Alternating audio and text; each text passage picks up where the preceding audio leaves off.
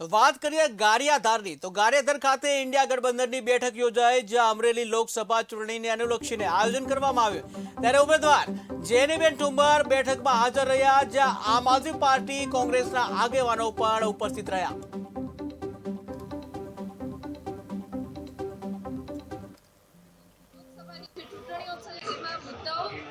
સ્થાનિક રહેવાના છે, લોકોની માંગણીઓ ફક્ત સ્થાનિક વિકાસની રહેવાની છે અને મારો પણ જે વિઝન 5 વર્ષનું ચૂંટાઈને આવવાના છે એમાં કોઈ શંકાને સ્થાન નથી, કારણ કે આ વખતે પરિવર્તનની લહેર કરી છે। જેની ઠુમ્મર પોતે લડી નથી રહી, જેની ઠુમ્મરના બદલે ઘર ઘરથી દરેક મહિલાઓ અને લોકો લડી રહ્યા છે, એટલે મને તો કોઈ શંકાને સ્થાન નથી। પણ આ વખતે જે છેલ્લા 15 વર્ષ ફક્ત ને ફક્ત વિકાસની વાતો કરી, ફક્ત મોટા બણગાઓ ફૂંક્યા, લોકોને ગુમરાહ કરવાના પ્રયત્ન કર્યા, લોકોને પોકળ અને નિષ્ફળ જે વાયદાઓ કર્યા, એનાથી જનતા ખૂબ જાગૃત થઈ ગઈ છે। સામે આવે કે ન આવે, તમારા કોઈ તંત્રથી જનતા આ વખતે ડરવાની નથી। આ લડાઈ એ ફક્ત તંત્ર સામેની લોકોની સીધી લડાઈ છે। જેની ઠુમ્મર એકલી નથી લડી રહી, જેની ઠુમ્મર જીતશે તો લોકોનો વિજય થવાનો છે અને સંસદીય મત વિસ્તાર ક્ષેત્રનો વિકાસ થવાનો છે। એ નેમ સાથે નીકળ્યા છે અને નેમ અને ગુજરાતમાં જે 26 માંથી 26 સીટના બણગા ફૂકે છે, એની બ્રેક આ વખતે અમરેલી